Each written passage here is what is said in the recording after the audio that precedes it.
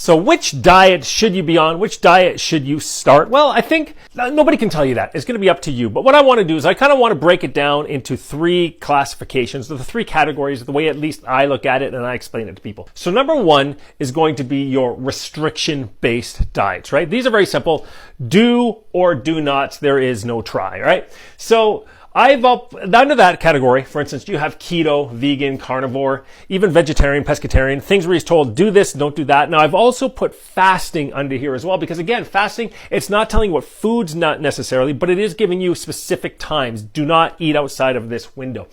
All these have pros and cons. Now, number 2 is caloric based, right? That's going to be more your, if it fits your macros, flexible dieting, things like Weight Watchers, Jenny Craig, The Zone, and clean eating even fall underneath here for the most part. Now, the 3rd category, this is a little kind of an interesting one. This is geographic or cultural ones. So that's like you've heard about the Mediterranean diet, the Mediterranean diet. You can get more specific, for instance, like the Japanese diet or the Scandinavian diet. So it's the traditional something diet. And then I'm going to go through basically how I do it with myself. And then if you get something from that, great. If not, whatever. Restriction based, easy rules, right? It's easy to start. Do this, don't do that. They're also good at helping you figure out foods that you might have sensitivities with, and they indirectly tend to cause calories in, calories out. That's kind of why they work, but a lot of people don't like to talk about that part. They also, however, negatively rely on a lot of willpower, micronutrient issues quite often, because you are cutting out sometimes entire food groups. They can cause a lot of cognitive dissonance, right? They can cause a lot of, like,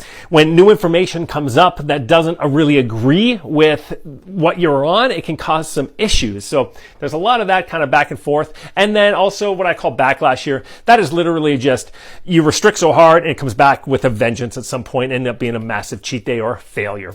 Now, caloric based, that's calories in versus calories out, which has been proven to work time and time and time again, as long as you understand kind of the more in-depth kind of science behind that. And they also don't require a lot of willpower because you can eat a lot of foods. Now, problems, of course, is sensitivities. For instance, you might not find foods that you are sensitive to because you're not cutting out anything. So you may just keep finding that, you know what, there's things that it's just not, maybe you're not getting the results you want just because you haven't quite figured out what's not working for you yet. Knowledge, there also tends to be a lot of knowledge involved. You see, I have that as an X because, yeah, it means quite often you do have to get, like, say, apps and tools. You do have to learn about the calories in food. You have to understand that all that sort of stuff is rough estimation. For instance, you get a can of pickles. It might say each pickle is 10 calories. But problem is one pickle's this big in the jar and one pickle's that big. They're not both 10 calories. I mean, that's just simple math. And then I also have a plus and X beside micronutrients, because depending on which one you follow, you may be getting all your micronutrients because your food is so variable. But at the same time, you may not be getting micronutrients. For instance, if it fits your macros. If you're purely concerned about just, say, calories, such as, you can fit in chocolate cake and a bunch of nonsense in there providing its calories.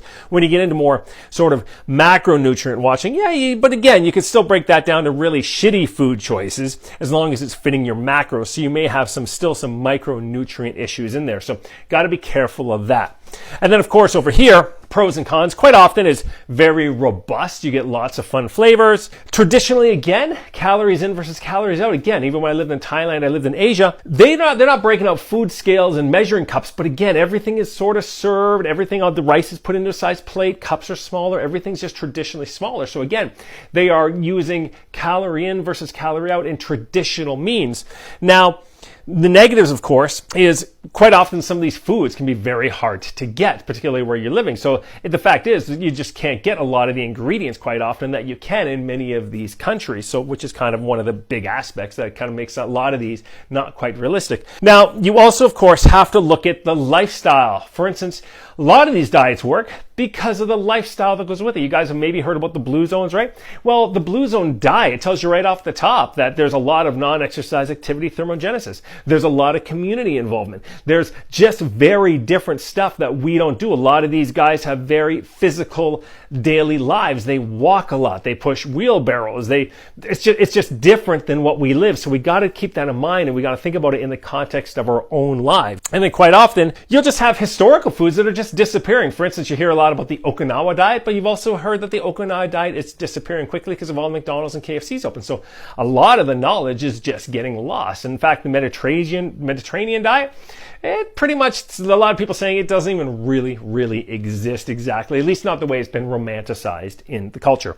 So now let me tell you how I did it. Let me move this a little bit closer. So for me, it comes down to caloric base. So for me, it's all about the calories in versus calories out. Now saying that, from there, I move down into being focused on your macronutrients. Now, from there, I make sure that all my foods, for the most part, are going to be pretty much whole foods. I don't need a lot of hyper-refined foods, so that's the way I ensure as much as I can that I'm getting my micronutrients. As well, I've added things like science on top of that. For instance, I do get some blood tests now, and then I do have a DNA test, so I've started to learn about things that I need to help me maintain that. I'm also making sure that I'm maintaining my micronutrient balance. So for me, the order is calories, macros with protein, and I've talked about this before, protein being kind of like your sun, and then carbs and fats can revolve around that. And then personal bias. So again, that's me coming back to here. I lived in Asia for 7 years and I still go there a lot. My wife is Thai, so we tend to do a lot of Asian food, and I really do like I do like the romanticized idea of the Mediterranean or Mediterranean diet, which by the way, there is a book on that. So that's the kind of way we go. That's the bias that I have because those are the foods that I enjoy, right? So it might not necessarily be for you. From there, you can look at, it can be low carb, you can be low fat, you can be balanced, you can be whatever you want, providing again that you're kind of keeping your protein in check there.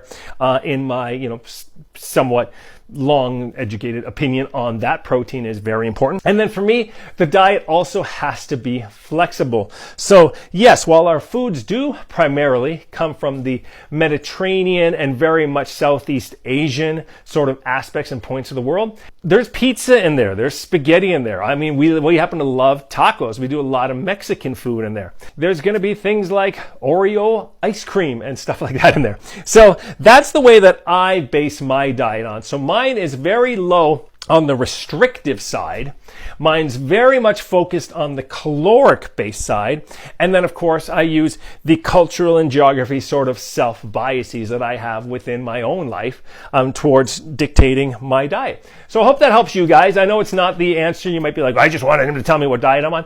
I can't tell you that. Nobody in the world can tell you that. You have to decide for yourself. Now, I did a video a few minutes ago, if you go back maybe a video or two, where I talked about the sort of 6 considerations when it comes to choosing your diet. So make sure you guys go and watch that, because that video should actually come first before this video. Hope you guys enjoyed this. I know for TikTok, this was ridiculously long at 8 minutes. In fact, we're getting more into the YouTube area here now. But anyways, that's it, guys. Of course, I'm here to help you as always to get stronger in the gym, to live a hell of a lot better outside the gym. Hey guys, thanks for watching. And if you like this video, make sure you check out this one right here. And when you're at the gym, driving, out on a walk or run, and you want to hear lots more great content put in your ears, make sure to check out my Barbells to Buddhas podcast on your favorite podcast app.